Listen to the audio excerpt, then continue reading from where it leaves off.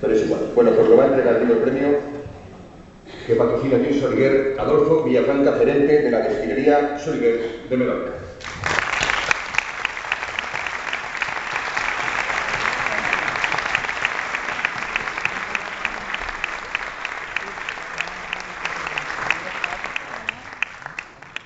Bueno, la verdad es que es un premio muy especial, ¿eh? Prepárense, porque aquí hay sorpresita. Adolfo, prepárate, ¿eh?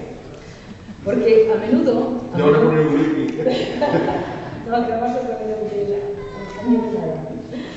a menudo los identificamos con las fiestas patronales de los diferentes municipios de Menorca. Dan, en cierto modo, el pistoletazo de salida a los actos más masivos de los festejos. Un colectivo que siempre llama la atención y entiendo que por fin alguien se acuerde de ellos y le rinde un pequeño homenaje.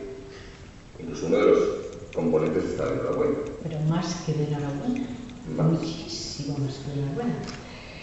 El premio Onda Cero Menorca de Fiestas y Tradiciones 2014 es para el Geganters de Mo, la colla de Geganters de Mo, y también a los 14 años de Miquelet el Salero. De golpe de premio